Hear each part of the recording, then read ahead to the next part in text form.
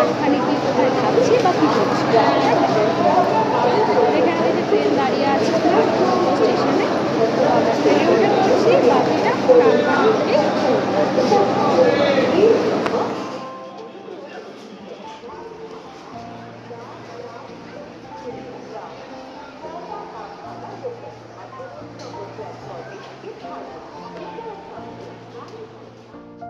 বকখালি হলো ভারতের পশ্চিমবঙ্গ রাজ্যের দক্ষিণ চব্বিশ পরগনা জেলার কাকদ্বীপ মহকুমার নামখানা সিডি ব্লকের অন্তর্গত একটি গ্রাম। এটি একটি পর্যটন কেন্দ্রও বটে। বঙ্গোপসাগরের তীরে অবস্থিত এই সমুদ্র সৈকত লাল কাঁকড়ার জন্য বিখ্যাত। নির্জনতা প্রিয় ভ্রমণ পিপাসু বাঙালিরা তাই এই রূপলি বালুতটকেই খুবই পছন্দ করেন। এখানে আছে নানান দর্শনীয় স্থান, যেমন ম্যানগ্রোভ বন, উন্মুক্ত চিড়িয়াখানা, হেনরি আইল্যান্ড, কার্গিল বিচ, আরও অনেক কিছু। স্বাধীনতার পর পশ্চিমবঙ্গ সরকার এটিকে পর্যটন কেন্দ্র হিসেবে গড়ে তোলে। এর পাশাপাশি রয়েছে ফ্রেজারগঞ্জ ও ভালো ঘোরার জায়গা হিসেবে এটি প্রসিদ্ধ। কলকাতা থেকে বকখালি সড়ক পথে যুক্ত। কলকাতা থেকে 117 নম্বর সড়ক পথে বা রেলপথে নামখানা যাওয়া যায়। সেখান থেকে টোটো বা অটো করে, তারপরে বাস স্ট্যান্ড থেকে বাসে করে বকখালি পৌঁছে যাওয়া যায়, অথবা ধর্মতলার থেকে সরাসরি বাসেও বকখালি যাওয়া যায়। সেটি বাস স্ট্যান্ডে গিয়ে দাঁড়াবে। যাওয়ার পথে আগে পেরোতে হতো মুড়িগঙ্গা, ভাড়া লাগতো মাত্র 2 টাকা আর 5 মিনিটের জার্নি। আর এখন হাতানিয়া দোয়ানিয়া সেতু পার হয়ে সোজা 80 কিলোমিটার দীর্ঘ পথ অতিক্রম করে পেরিয়ে সোজা চলে যাওয়া যায় বকখালি। বকখালি বিচে তো পৌঁছে গেলেন, এবার বলবো এখানে থাকবেন বা খাবেন কোথায়। এখানে থাকার জন্য বহু হোটেল আছে, এছাড়া পশ্চিমবঙ্গ সরকারের রিসর্টও রয়েছে। আর খাবার জন্য প্রচুর হোটেল পেয়ে যাবেন, যেটা কিনা সি বিচের কাছাকাছি অবস্থিত। এখানকার মানুষদের প্রধান জীবিকা হলো মৎস্য চাষ ও মৎস্য শিকার।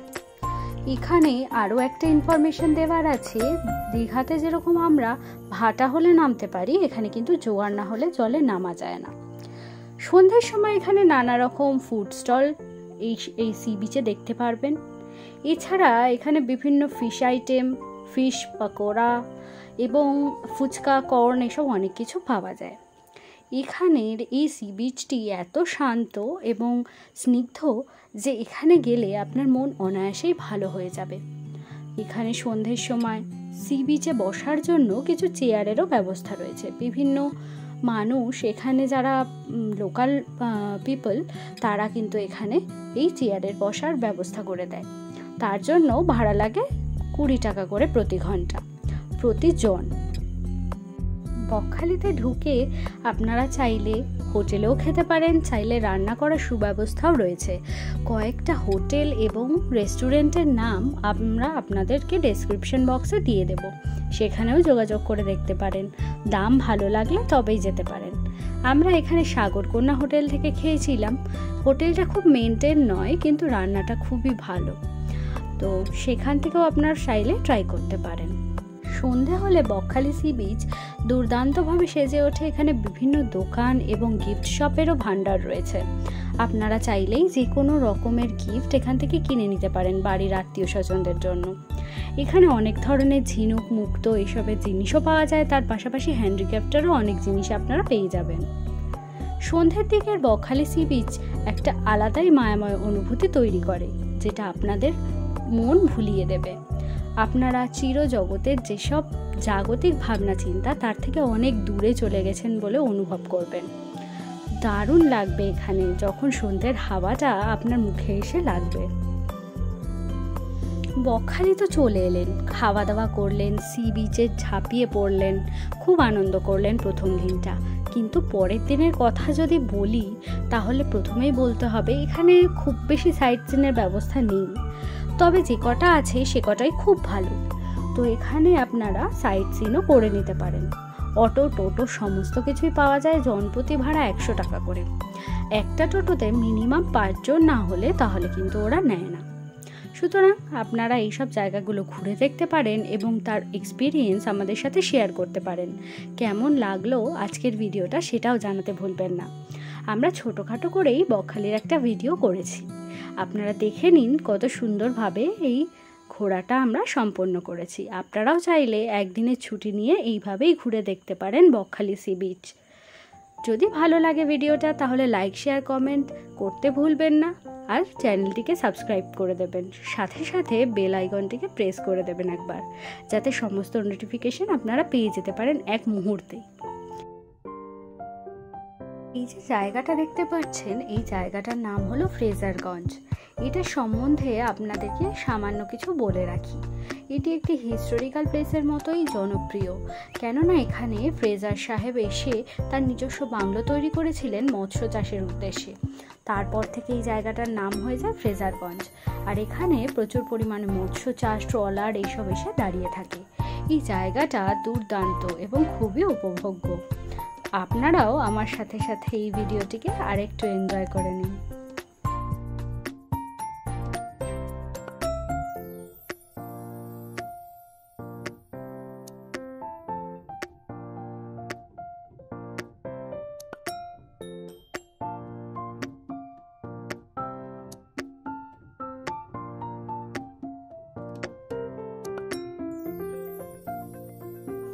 হেনরি আইল্যান্ড ঘুরে এরপরে আমরা চলে আসি ফ্রেডারিক দ্বীপে। এই ফ্রেডারিক দ্বীপটি একটি এখানকার বিখ্যাত বন্দর। এখানে বিভিন্ন রকমের মৎস্য চাষ থেকে শুরু করে অনেক কিছুই এখানে হয়ে থাকে। তার পাশাপাশি কিন্তু এই জায়গাটাতে দাঁড়ালে আপনারা অসাধারণ ভিউ পাবেন, অনেক ভালো ভালো ফটোস তুলতে পারবেন। আর তার সাথে সাথে এখান থেকে দাঁড়ালে তিন দিকটাই দেখা যায়, সাগর দ্বীপ, জম্মু দ্বীপ ও একদিকে বকখালি সি বিচ।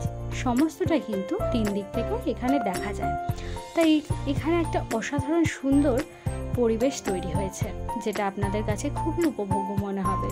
তাই ভিডিওটা আরেকটু কন্টিনিউ করুন, আরও জায়গাগুলো ঘুরে দেখাবো এবং আপনাদের সাথে শেয়ার করব।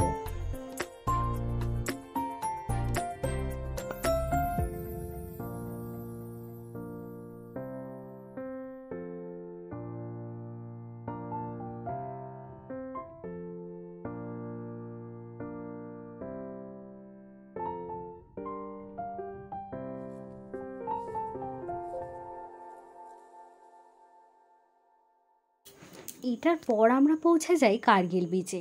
কার্গিল বিচে ঢোকার রাস্তাটা খুবই সুন্দর ছিল। এই রাস্তার প্রথমে শুরুতেই আছে একটা কাঠের ব্রিজ। এই কাঠের ব্রিজটি দিয়ে চলতে আপনার খুবই ভালো লাগবে, কেননা এর দুপাশে রয়েছে সুন্দরী গাছের বনভূমি। এখানে শোনা যায় যে কুমিরও মাঝে মাঝে আসে।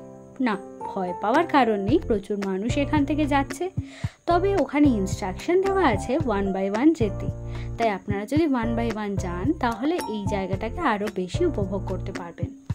অসাধারণ সুন্দর জায়গা, পোলটি আমার খুব ভালো লেগেছে। আর অবশ্যই যেটা বলবো, এই রোদ্দুরে বা গরমে যদি যান তাহলে সমুদ্র স্নান বাদ দিয়েও আপনাদের কাছে কিন্তু ছাতা, সানগ্লাস, জলের বোতল রাখতে ভুলবেন না।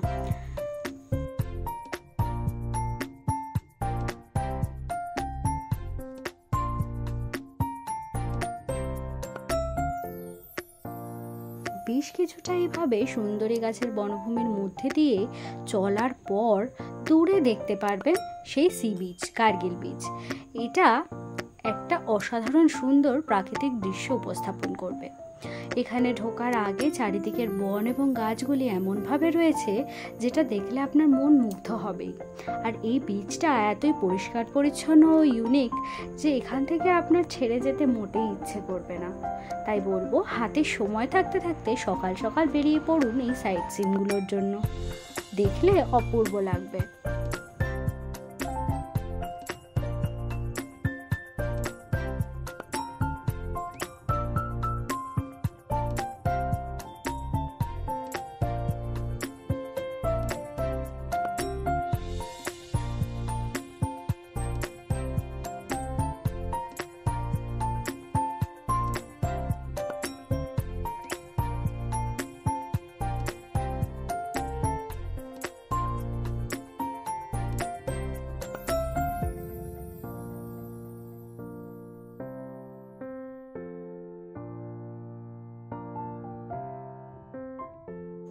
এরপরে আমরা চলে এসেছিলাম বেনফিশের মৎস্য বন্দরে।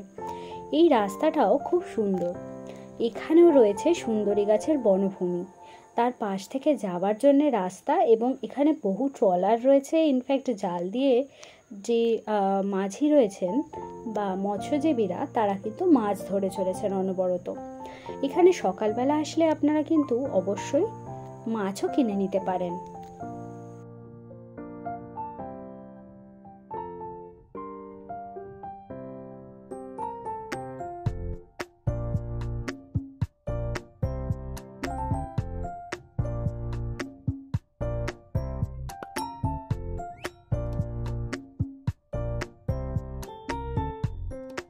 এই যে এখানে বোটগুলো দেখছেন, এই বোটগুলোতে করে চলে যাওয়া যায় জম্মুদ্বীপ, কিন্তু তার জন্য জনপ্রতি 150 টাকা করে ভাড়া রয়েছে।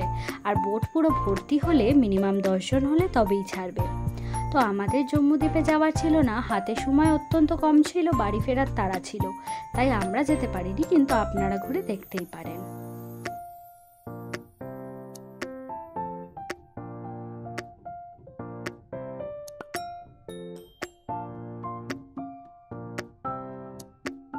আরও একটা কথা বলে রাখি, এখানে যে চিড়িয়াখানাটা রয়েছে সেটা বর্তমানে মেনটেনেন্সের জন্য বন্ধ রয়েছে, তাই আমাদের আর যাওয়া হয়নি, দুর্ভাগ্য।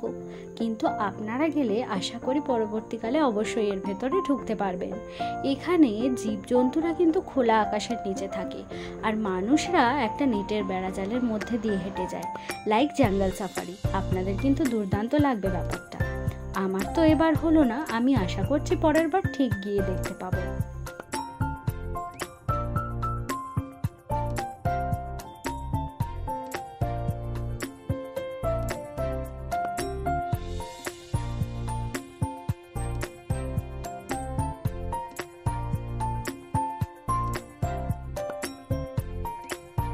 আসার দিন, তাই স্বভাবতই সবার মন খারাপ, তবুও মাঝে মাঝে সবাই মিলে একটু ভিডিও করে নিচ্ছি, কিছু ফটো তুলে নিচ্ছি, যাতে আবার বন্ধুদের সাথে দেখা হয়, তার জন্য মন খারাপ না হয়, অন্তত ছবিগুলো আমাদের সাথে থাকে। তো তার জন্যে এখানে বন্ধুরা মিলে সবাই খুব মজা করছে। আর কার্গিল বিচটা এতই পরিষ্কার পরিচ্ছন্ন, এখানে কিন্তু আপনারা অনায়াসে এইসব মজাগুলো করতে পারেন, রিলস বানাতে পারেন, ভিডিও বানাতে পারেন। তো এগুলোই করা হচ্ছিল। এখানে একটা স্লো মোশন ভিডিও দেওয়া হয়েছে, আর বাকিটাও আপনারা কিন্তু দেখতে থাকুন। শেষে আমি বলে দেব কত কি খরচা হয়েছে আর কত কিভাবে আপনারা এক্সপেন্সেসগুলোকে কমাতে পারবেন। দেখে নিন, ভালো লাগলে লাইক কমেন্ট শেয়ার করবেন, এবং অবশ্যই সাবস্ক্রাইব করে বেল আইকনটা প্রেস করে দেবেন, যাতে আমার ভিডিওগুলোর নোটিফিকেশন আপনার কাছেই সবার আগে পৌঁছে যায়। যদি ভালো লাগে তাহলে একটা প্লিজ লাইক করে দেবেন। আজকের মতো এই পর্যন্তই। আপনারা ভিডিওটা কন্টিনিউ করুন, আর লাস্টে কিছু ছোট্টখাট্ট পিক দেখে নেবেন আমাদের করা।